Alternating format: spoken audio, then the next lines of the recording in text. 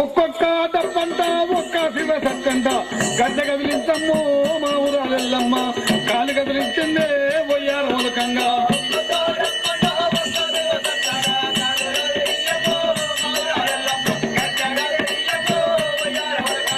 రెండేసి తప్పులట ఇద్దరు శివ సత్తులట గుగ్గిలము బండారు వేపరిల్లల చేత గడ్డ కదిలించిందే మా ఊరాలెల్లమ్మ